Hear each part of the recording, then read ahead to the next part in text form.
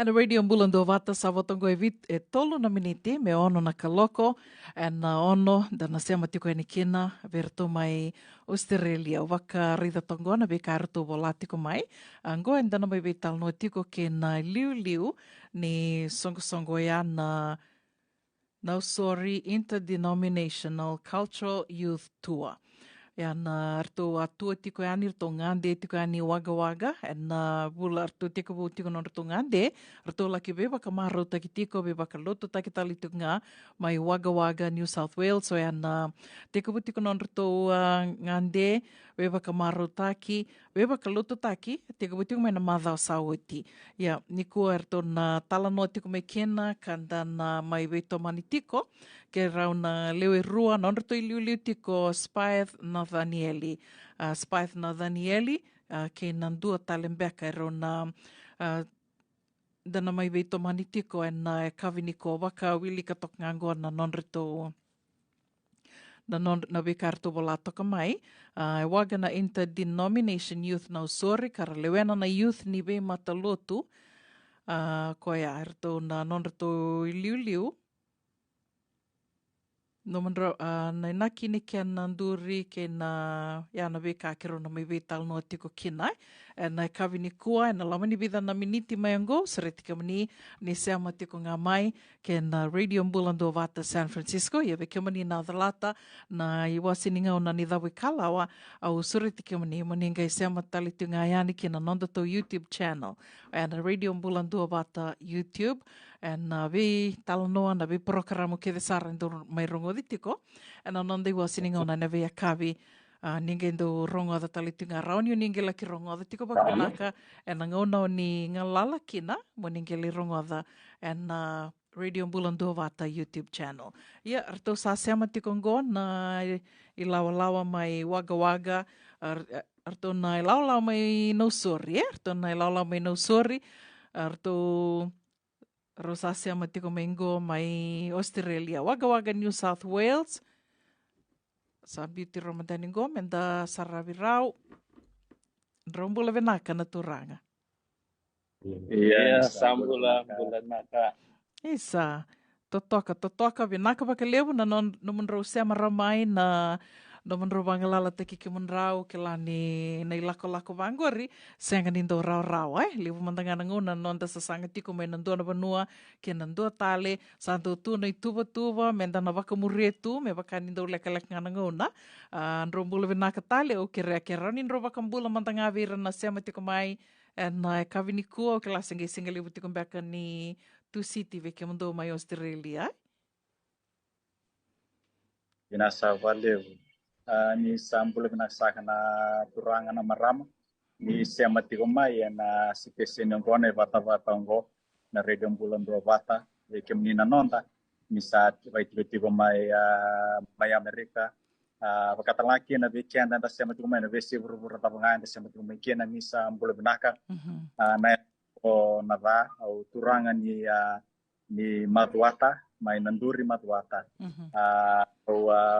wabini benakataka na besemati na sini benaka endai ni kero mai talo no matanga na buni la kota mai biti kina bono lebungo Australia nisa bolo benak na biokani ni samati mai na single na ni pua wambo tini marota na ngaragtabi ito marota sarti walem na ito mai tinggoy waga na leoni matu valu na kongkon na usur Interdenominational Youth wambul tigan bikem ni tau doksara kem ni nasem tig mai bisai biti bisai burbura ena single na ni pua tomanda mo bamadal tekyau dango ngao manasa piliuso dorgo ngani lakamba na muka maduata kero kai maduata roro na dambe tigna single ni pua ando tuwer na vilu taktiga na lomani timi ngoni na usuri Interdenominational winak sarbaleu na besuritiko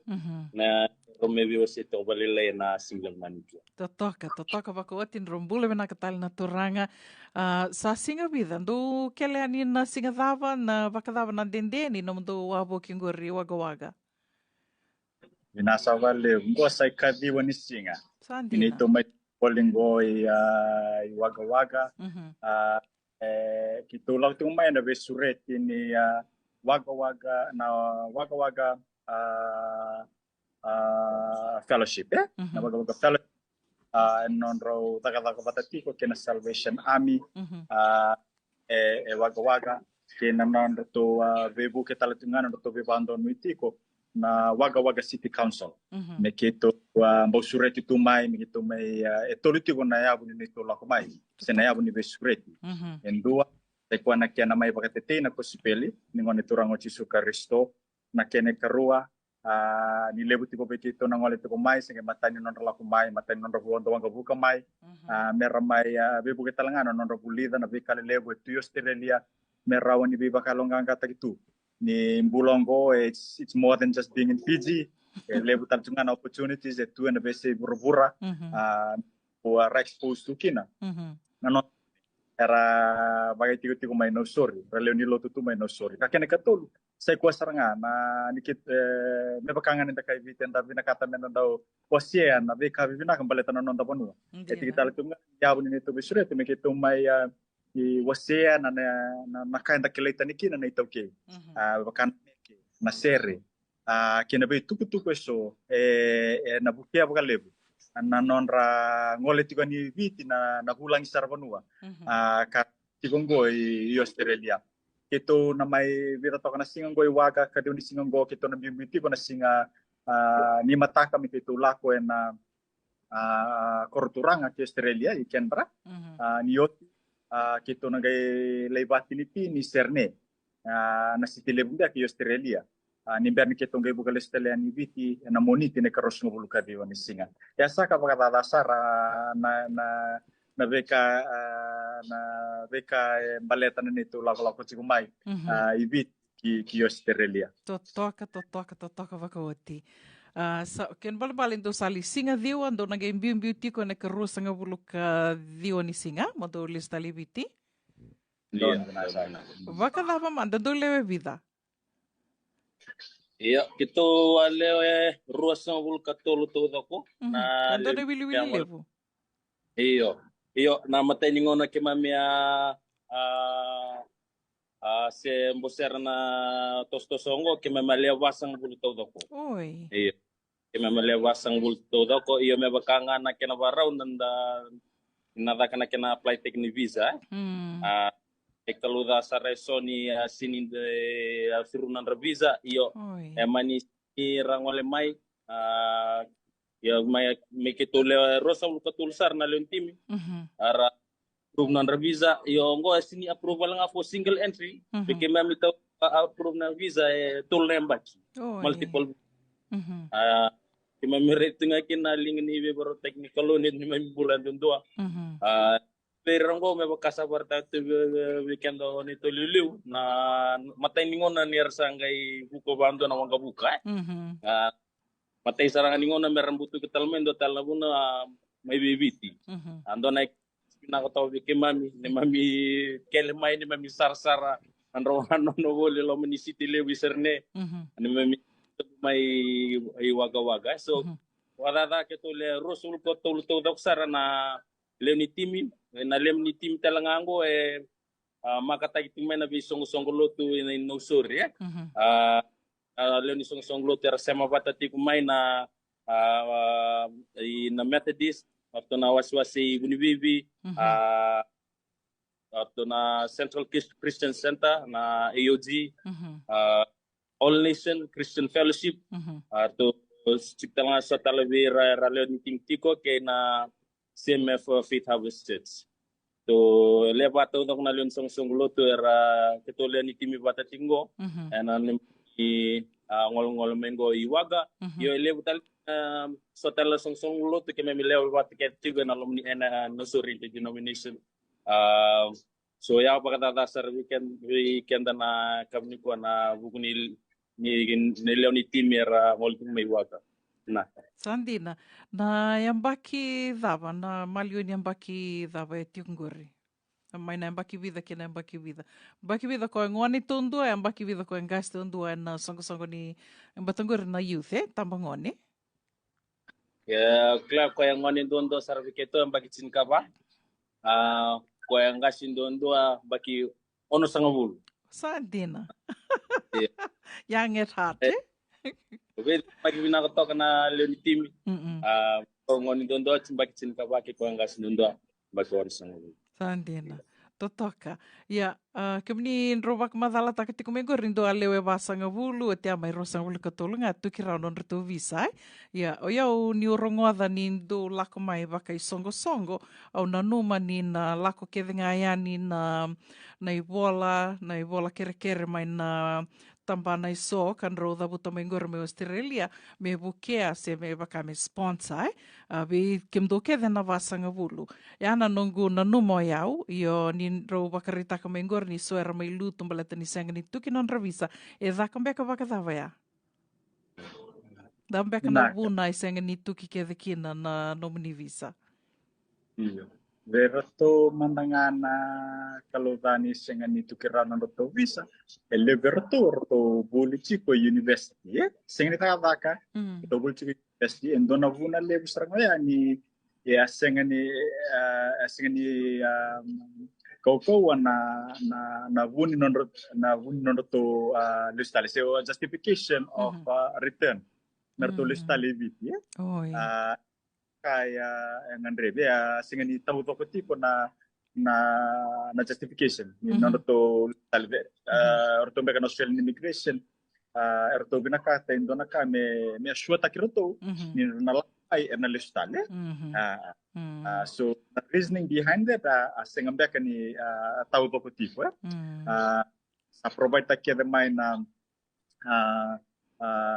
asset listing ni non rabu vale na non bank non rantu tumbu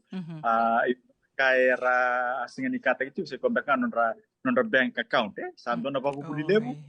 beki kami bertanda belu semua saya koya na bimbi me bisa ketika bunga bang kono buli university me santo na bank account don la bank account and have it as a plan, have it as an intention you biar laku bunotani and start beefing it up, start putting money sa tiko tawan tiko naka balataya na bebu kele busara na ngaun apply tagi kina na bisa ya beka dona buli lebu ito buli tarau and ito lang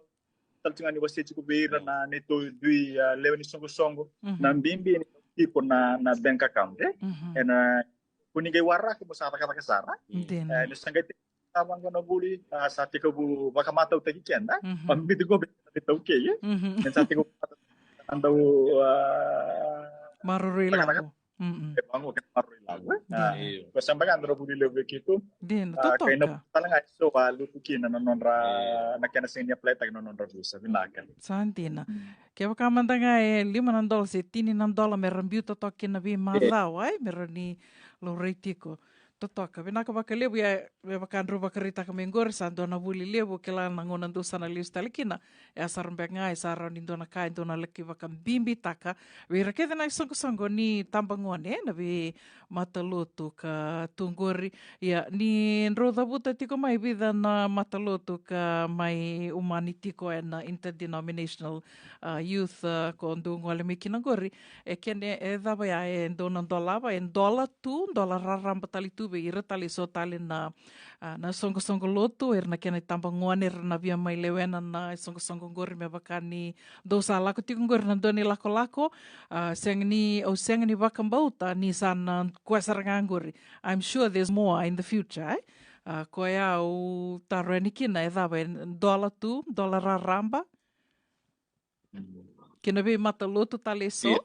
Iya. Oh, me bakangan yo barita tiku ngona nitu tua menggo ele watong na sung lut gitu bito mani wating mai. E vital na sung lut ele na tiku na no sorry denomination na youth kinar to na wekan to na Katolika to na Seventh Day Adventist to sang kami join wata setting na baik saut iyo na group na no sorry denomination na sa tayo mga na runondo lurusong karua iyo kita to abili vital long akin ele bit na to na lulu mana bisong songlotu mani na numisarakin na me rakakina na kena wakabatan to na song mereni pambulan-bulata kana nandra ngara tulu na tambongon bambimbi na sana tembara mani red sarang anak kina na tiga lenga yo ma tahu ti mani takan mamireli di Central Christian Center ke mamireli kini ni lebu taler sa join mai na bi waswase i Waila i kantona Katolik na 7th Day endor kambasar tunga bintu ke lewan na tim ini nasuri interdenomination tundola besar tunga na grup ngo ber na bos ni song gulo tu Vinaka vakalevu totoka vakotin vika kedin rosami wasietingori vakada manda ke vaka indua vakaroronga tiku maingondo mbeka na tumbu sendo na ngone na via duru na isongo ni interdenominational youth dava merto na vakava merona duru vakadava tiku mbeka na ilavo lava ki merona soma se mertona soma vakamata vale merona indua duru kina na songo ni nausori interdenominational youth na valevu na kasabarta sa o Juni na mbimbi nito lako patama sa kwa sarangana nito sasanga mekito wambulumbulata nito ndi sungu-sunggulotu pambimbi na tamban tambangan nito ndi sungu-sunggulotu na kau na salataki na keba kaira via sema mai na tambangon kera parong ti kumain ng ono sarango na kanga ito kina ndi na kina nung sungu-sunggulotu you have to root yourself into your denomination baka keba ko sile dinata na matabitan na vemoniti keba kau se faith harvest dinata tigo na mo vai tabi tigo na luto na faith harvest CMF na youth na cabinet singa tambo katanga kina berto na SDA ke polen SDA dinata nang grabe kalo niko SDA me maroya the denomination quite complements existing youth ministry tipo gona non da bisung sunggulo kebe dona ka keto pambibi tak na second round itu wanin dona ka now sorry te youth me besang kas tipo que ne tubo ni besung sunggulo kebe so na prayer tunga na besung kebe so we are not here to create another denomination. I love that totoka kemi keto me bukena tumbu na besung sunggulo tu esati porao ya sarangan so roti kona yabu bimbi nito tau yabu endua na kawa meke tu bese mati pata na pai matalote no so merani buke na tumbu pakayalo no so balataya na yabu tu ni kena tumbu talangan bi baka torata ka no so kena ka na bimbi ni birimbai meke tu ma na tumbu pakayalo sati ko rawati ko irna kamu ngon sati ko rawati na lumun sunggulo ni per ni ketung ga indewa ya ni meke tu siwata talamai ke bunga talan na loman ba nito sunggulo na bimbi na kami bimbi kami gitu maro yang matang ilu na ya lor sakti ko roti ko na loman ba ya bimbi ka gitu tau ya buki na gitu buki serangan nito ndui songo ni tambungan nito ndui sunggulo totoka na vaka na no dava manda vure mai kina na tos ndo sami tos tikina gori valeta ni nda sakila kede sarandi tu na songo lotu tu na nondra youth programs tiko vaka dava na no mundo ngai vaka samatako me to ya manda ndo na usori youth interdenominational dava manda vure manda mai vaka dava na vaka samaya o manda warung toko no mundo vaka madal sambu totokan dina iya nak kalau kelas angon dona talan no do wasa cubale arote ko na bikitu mana ruangan na valilo tu arwa anak dona dona bi bakalo tutaki na mate di ballo tu wesele buni bibi na nantua na matawa may pagita bikin ni tal-talang gase ni faith harvest robitan lo gasi atau sabi sematita saranga na matabitokan kerto na youth may faith harvest apakah na meron doang non ro cross rally ni oti nga ibenta na mata wala ibenta o tal gasi faith harvest iwan ganaki kanake ngo ndo na kore tipo nga mo ibuso na laman bata nga na suba angay lutu kina na bosin ni Clover do berto ni liu kito sa medite makataka tigongo na denomination youth kasabi singgo may daw no sukulibu so kala ni barong tal chungama yan na kameninda se kwet ni kena se mi kitu sa metu berita kaya ni nalawa to nga naruan na sungguh-sungguh lot ni o tinga maya luto na po sa abwa au sama gitu sama ni email wa woki to ke email ani wa banggo sa na bakasara pa tu barau tu nga nabi liu nabi sungguh-sungguh lot merasa mamai o bambau bertambah kini sangga yo tito kung bek na COVID na ngaw nasong tu kira kina nabi palut kasati ko nangangandre ni nangangandre ni via lotu vakaindina en ber na tamongon awat mayo kadim nga ndo ng boss sama ni do sarang kitu kita note okay tu tike buman na rin matay ni kadin ni Belia na November ni bulor ni yang bakiro non do subukarwa sinay kina buto dongan na lomo ni balilo te faith harvest sinay talang tumba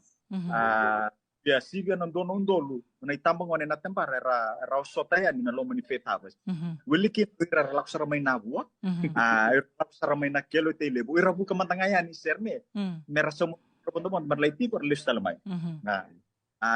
yan na matay matangan nikad yan ron dolo sukarwa kay karon nikad yan baki saut bakatal ngakina yun ang baki saut diba lain ya sa yato sa sungguh-sungguh luti rasa binakata merasema mayan no so rinta denominational youth yan apa mo kitu teko bumbakina yo kitu sa barra itu ngana kolonial utam menalita kitu kina di sa seni kontenta kirawan na nangangandre tu mete misalar witita kinata-kata ba tapos kayo ka risko yo kitu masuk tigo kitu lopakat tigo na pono tama tapi kitu sa nalakoban ibe na kosi dia barita itu begitu na klo merawan ni tumbukin na loto di bitu begitu na tumbu ni loto na non marroi na tamong wane ke non tumbu pakayalo and you know son termination batau bambau tani sa marroya en aroniado kina na buli binaka taka binaka aroni bula kina na bonua bula talangakit rani tumbu talangakit na be pakatorata ka tayo non da bonolo mani bitu dina totoka pakoti winaka bakalebu na nomro may baka madalati ko na kavini kuwa na do tali na taro baka sama takatingo baka dabo ira na itambang ngone karasenga saranga na ngono mandagango ira baka rase diri sartunga senga nindo na isong loto ira se baka ndita kira kina balata ninro to kon tiko mengori dinata tiko bikim do na loto iselendo dinata tiko na matabito kani bikim do na kabitu na katolika dinata tiko na nomundo porokaramu ni tambangone sena youth program ni yanga nangoni sala era ni nagai sema ni kina no sorry interdenominational youth wakadabo ira karase tiri walitu gaira rongoda non to vital no na kavini kua sarangena no ho yo mo sala ko mandikia dambe karonin ro wakasala te kira kina iyo na vale awambota ni begitu no sorry interdenomination yang nindra na kit ngonongo kito ngevere ditik sa sini kito ngere din tadi ngongo elo tu asele tadi ngongo elo tu CCC tadi ngongo elo tu all nation kito mami batangan bakanga mami wita din makatumay ni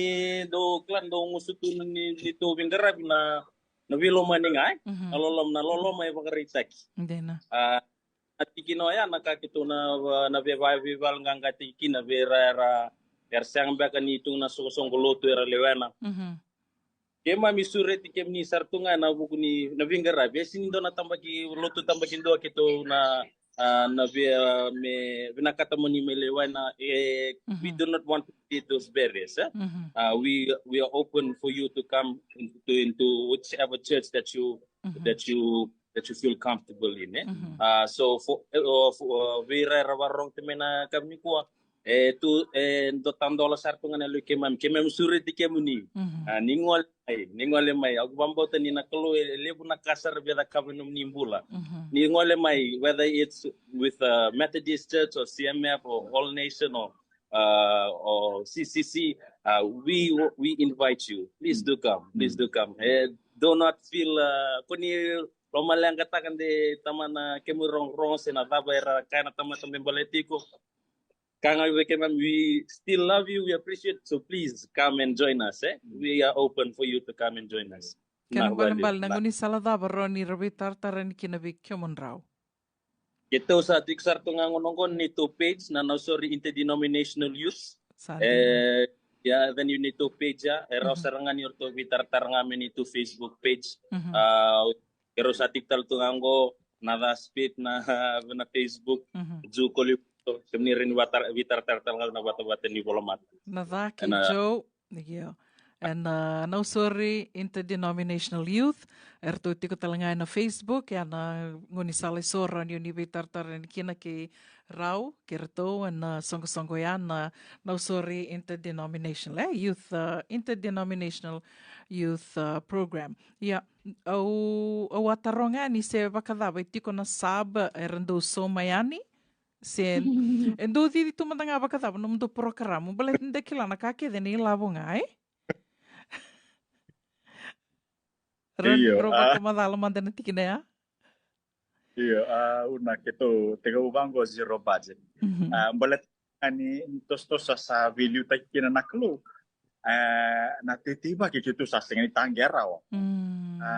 Titiba ki. Kina lo masawo. Ni bula ke ver sa taray. Kina veka karabiti mo na lo manino sorinte domination youth. Desingani kito tapa kento naka. Esa baru takamantangan tora kambaletan rin sanding bolenga bolenga men rin matalot okay kito host kito garabang au bambauta tipo ni asang una berngani kalu tandola kaketu bambauta tipo nakambin dini titiba kila na be yalo ke rasa dondol ni tipo mayan no sori pinimisi ber sabakila tipo nandina ni titiba baten rasini ngain to na enantua na kamate era titiba itu entana gelembula sek baleti mami ngani tamu ne baleta na maten tuni klu ki ko enda garabatiku au kila ya na bonua tumbutu kina na bingara bi baleta ni bana mata tinga vici superisto na ila Kongo kitu bamba utatipo na nona bintu simaki kina bonua da be bina kata tipo ko begitu bingara via nikina kangai murid ko mai na beka bakaila kitu la tabu kala to nganggo na bamba utal na kabakaila gai muri ko ngamai gai muri nganon katu disa kitu batu lewat aku ke kitu la ko Australia kitu la ko waga gai muri mai au talo no manda neto mengo Australia sponsor ke o waga fellowship sponsor pakanan itu tiko na nito kana Vondo ayo na nito vondo ni la kumai kito akadi vendo na pre-breakfast matenga ni pre-breakfast sa umikede kina na ni mami visa kito rawata kina tina na undol na ilabo ni biti na matenga and that was the only fundraising kito atakawa na kena bokede esa suling ayan iyo yana ka obia van dina takatipo ni saliu na klona be kakede it's not a matter of banan non tabi bula ma biasa ni bula kena saliu na kakede sana muringa mai tina todoko totoka bako tina veka roma e ose tiko na torange rua robe liu takitiko ko tira tiko na songo na Nausori Interdenominational Youth kartu laki bengkarabi tiko ngome waga New South Wales na bengkarabian non retobe bakamaru takitiko to laki be bakaloto taki ka bakatel ngakena na kena laki bakatete tiko na veka so membaleta na non tavano lo mani obiti tolu tiko na ustu ni non reto lako karto sala kitiko kinayama Australia tamay rong ital non ta kalonga ta bakalebu na matabu balengo na radio bulando bata ni tamay rong na itala no be bakongeti ndina utuko no ni be bakongeti baleta ni ta sakila ke tiko na irongo da sarungo da tiko bakalebu may biti ke mami manda na satu yani bango e balangi baka indona ka na oronika ni tuna no ingawa membaleta na nonda baletira na nonda tambangone wira saramtanga na ngone na tambangone teenage groups na teenage years o tia baleta ni dakila tu ni ke baka senga ni baka todo ka takitiko na embaki ni mbulo ya sanandona bono baka lolo mena laki adukina na nonda vanua witie endona kau quando ronika ni nuingawangawa takitiko bakalebu na kena sayado tika ni nonda vanua na waini mati ni be baka mateni take na drugs na kena be matangali baka bimbi na kena kasato kasarida kena baka tangende ni be baka lengai na dava manda etiko baka na nomundo ituba merau ni baka yarangi takitiko kina ratango makitiko kina wira na itambangone bakatala nga kino irna itumbu-tumbu, mera bakarara mata kitiko irna itumbu-tumbu. E ramba ilevo, kela ni ulu tanga ramba ilevo tarongi kimro yani kinango, ya au kela talanga ni sari rei tikum beka sona no mundo itumbu-tumbu, no mundo programa na usori interdenominational youth, Nono mantangango una na ve sungguh-sungguh lo pike desa mati pomai na usori interdenominational bisa cigo na nono do itumbu-tumbu, address tak social issues ka korodeka na ngono go esa boroi no sori saranga kara au kela ito na nambak ronondol rusuku kondu ronondol rusuku karua rong sar no sori na waingangan bi matinita ko di kono to main gor na lew ka sa tumbutu no sori na basul awa ke na pambibi na dalana saranga buni bibi na dalana buni pakai red zone sartunga ni kakek dengor na lomani tahu no sori yo na be mata sang sar ko ba ko na be awareness program keve dakana training na vesemati kina na community policing initiative ni Fiji Police bakatalanga kina bunga tali na be budeso sambi bakau kina na ngone karlen song its denomination sa tingwa no itu betul bani kaketa kito sanggelo ko mai mekito bukembeka au bambau na lomani ambaki sawoti artungangan remeki na CCC mertobe buket harvest na sona communication social media training me bukia na kenan do tak na sona matanggal itu tubu ba Kongo ya indombe kana kai bure mai na ngo sabi semati tiko kina kalew tale lewal kito sa banana no takatiko me kito na biuta pakai tuba au kai kirokai tu na segero nondo ko suku karuanga kito tayo bukina ya satu tol pakai sa kata-kata cungo sempre matangani kito ndambe bata mi kito tuvan ndo tubu matau merau kaya saka dinakalo sa sento kito kay wara kami tubu na bengkara bisa na bang ya nakak sa sabi na bali mi sa tarong eta lemengori sana itu seranga begitu sa biuta we need to be intentional about it meto sa biuta tubuh-tubuh ndo na kayo ne buketi ko nga na bengara bisa gara rasambi gara bati ko man na bisung sungkulo sega ne kito tu me kito na be donga ke tubuh-tubuh kete you what can help them help us them more you me pakat patok kaya you balitan kito lang nga me kito may sura kita na bisung di tambangone kete na bisung sa melewan na tigongo na oriented initially totoka bakoti au bakasama takatoka ndono bakasama la kamaingo na nungurungo tiko no muni bakamadala beleta ni kilani de tiko ndono isongo lotu kamanda sobi kenda to sa tumbu da kemai ndono isongo lotu to sa wili katu ya bakamisa no to mata bubale ko ya na buno maruta ka kina bakalebu na no munro bakarita kamaingo na no sorry interdenominational youth e turra vita na ve isongo lotu na ve youth programs na ve isongo lotu beletango ni kilani de tiko ndono isongo lotu iko sa tumbu da kemikina e sona ngona iko lako do ruma sona ka iko mandanga bakate kiko as a youth you will feel judged kila ena tiko be iko na sinira ni laka ni mo lei baka sabsabate kiko se mo liwa sea na be kai ko lako do ruma tiko ke nandua na liu ni program ni youth program ina no mundo isongo lo tumbalete ni sana roni na tiko talanga na vakasa mai isa orto na radio vango se kila na vakalelewa sona kavayana no gumatabu vale na mandua koya au marota ka kino vakalewo tali taka vakalewo na no mundo isongo like a neutral party e rau mbeka na roni rau mbeka virni tambango ne merla koya ni veke mundo le vakanga taka na no mundo programu mbeka de sana rauni nando na programu mena bukeira mera rauni na walia kina na vekaira lako dhurumatiko na lenga lako dhurumatiko whether it's drugs se sombeka na kaira lako dhurumatiko i vale na lenga ni matubu vale era sin rauni ra ndondo mera liwa sea ki verto na liu ni non reto youth i val ni lotu maybe you're a better outlet veira na tambangone ana kai votu mai vea na nongo vaka rongo da tiko na nomro vaka madala to toka vaka otina tostoso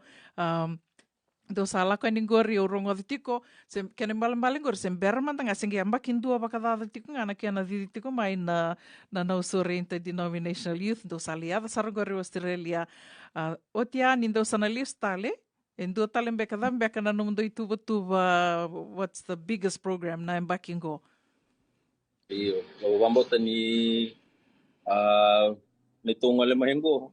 Bakai libutel na katumba era tandola mai. Kita sini tan rasar ni numai bang kona kena rirai na ersa ngir sarmai na vivan watani. Kita sini dinggo masingga marautingan itu wakasama. New Zealand, Australia, Talenggo, Amerika sara ersar mantai Hawaii. Itu sas wakanga itu sini marauting na nakasa takap tuna kulu ni tumbula. Yo na nito lom ni ambai kingo klana babara uli dengan ni baru lakungon itu total na memireli no sorry nomination atau mabakani bartek itu lulu na bakal boleh ni reli tau tak sa nak sing mai baka host mateni host to Pritavus CMF or ni host to CCCAOG ambai kingo to host ko na dedicate me all nation so na nagibang detect na date na nakikinan na ni Mami Reli. Mbagsa oti mbangan ni Mami Reli ko na mbakiro ng dolo Rasul Karua. Kaya Mami Kalungat sa rekin, Mami alibi sureti kinan no sorry interdenomination may weta bit na Bible Society production. Kaya natal kina nakinakawe na kutugwina kay Viti mula ni Reverend John Hunt. William Cross and David Cargill, all of the early saya rakoten itu minakan na kanali bambulay orang ser orang bau levo na natal noya keto bakta susuata kay sibiksan tanang bagsawti Santi katonitu endo na banuay katonikina etiko sarangango na Bible Society this is all about like Facebook page and around ni kem ni sarabatalikin na bata sosoya atau sikin na live stream na feedback ito taro may ka sa mo ade derengan nakolo yana dotel na kalyo porque ito sa kabuti as a interdenomination youth group putting that Bible Society production when we thank Bible Society in the South Pacific na nakena certificate an opportunity to not pick out a specific church but for us as a group and also interdenomination nakema milibi time to and alumni production so wala nga naka may nabagsawat ambay ko nakababaraw tingan kina na bukni rally ni no sorry kanarto na hostigin narto na wikay to man all nison to toka wakawati vinaka wakalevu ndona taro e taronga tiko maingo ndona nonda leoni matupu vale na radio mbula ndo vata Ratuvini Prakash wakambo toko e tiko mbeka mai New Zealand mbula vinaka Ratuvini wakaretaka tiko mokoya I hope they do address especially as to why most of the villagers are squatting just to get a few dollars for the job that they don't won't they rather go back to the koro na litite okila ni endua meka na kaya ro ni to na viva ko ngetiki na vakalevu ni tu na nondo to ia umbula nangele na wai na burubur ni lavo au dui taka ni na rauni na tikitale ngani no mundo ituba ya me rabakongeti na itambangone me rabakayanga taka na lingandra ke na yaumbula balate ando na buru ni labulebu ka bateni tu sakilabi na ksartunga kenda to ni sa senga tu ni vero rau na isau ni daka ke ni isau ni mbulai sa yando na nguni sala rauni na bibu ke kina vinaka vakalebu Ratuvini na nomni kutadake mai na vakasama ngore walato kamaingo kwa he has given us the talent and the tool use it vinaka turanga vinaka chisu vinaka vakalebu Ratuvini na nomni soli vakasama mai ne kavini kwa dona taro e taranga tiku maingo kwa kona numa meu wase amandangani vekumdra na turanga berni mai dava nando to vitala noa volati maingo kwa is justice to Christian believers to accept when supermarkets start selling hot cross buns just 20 days after Christmas. This is happening in New Zealand. Your opinion, please. Is it right to do that? Dapat beka na menirai vinaka Ratuvini as in Indonesia ada Quando senga tu ninda vakasama takai?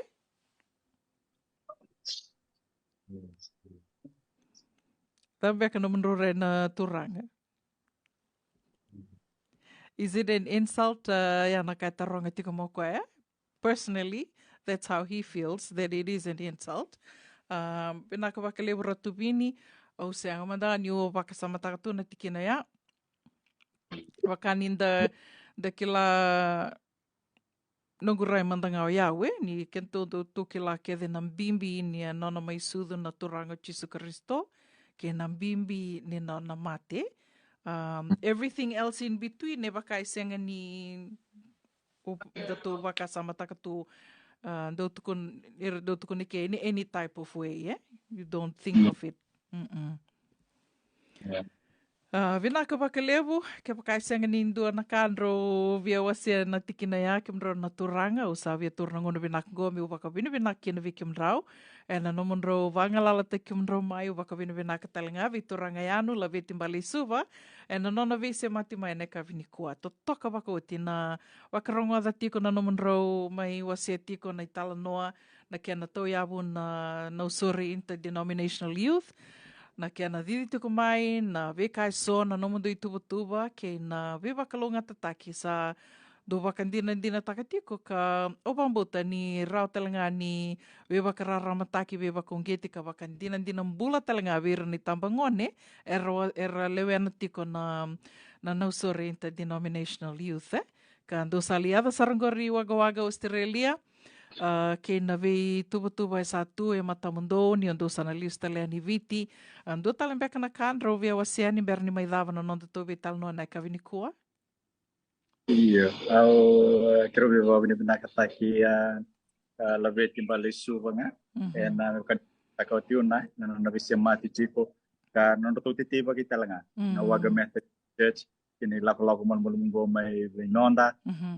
en taka ni vingarabi gitu mai vingarabi boliki ne waga gitu kamai vekelai sara ka satu talanga na panu ini gitu na tomana tikona visi mati ungo ne ron bula talanga na visi mati pagang Kristo na bono lebu terelia to balu setinga ve buana kelo na ver na langi na bo kuni bata ungo non tamai be impulong oti tipo enda veka sa takara pikin non turanga non ta bono mani biti kan mita katal ngani na vi bakalong kangka tal cinga na vi bono ata mga enda tiko kina na tau kina barong tu mane bata nongo ni na raw talanga menda bis mati pang Kristo me rawani ni da maroi kina non ta pambauta ni sa aya butunde ni non da andewayan na vi kalele benda sarawata tunipua kina ben dundi anda sabe ngarabi tiko kina na buni kadin dondongan non ta kolombola binas tarbale bu una kau sa panu ni bina katal tungayan weekend ta kita non da barong ti mai ni na bo tiko na lo manyam bakyongo ka tal ka total junga na bingarabi kita na sandu ka di tu kina nasa vale na ka vakalevu ronin rota katal mandangan na da munrau ker berni ro vakamode na kavini ko Naka na da bungao manasa kuliuso pero laki abana mo kumaduata wasi somso bungao lumiti na vani elispei au mai nanduri maduata katuan kai nanduri maduata batu na susukina yo nanongu kortina mai bunisian rekete mai maduata wasui sasa I kortumbu sasa maduata nasabat pure bread maduata Vinaka wakalevu ke mra na turanga waka nui ni vinaka talitungani na boni nomundo I lako na boni singa go na vida na singa sa votok go me tosa vinaka talitunga ka kalunga tatiko na nomundo sasanga. Seama tunga mai na ngona da bangai tu kina soni tala noa do vinaka mendo vital no mai na radio bulan do vata do via bulan udira talitunga na do seama tiko mai na nonda to vata go e tau I vuruvura ke tiko koia e dola tu e na buku ni tala no da bangai do via wasia mai so mbeka ni bakan dina do na via wasia mai bat kira nei tambangone. That's what we're here for. Vinaka wakalevu na seama tiko mai na kavini kua. nasa valeu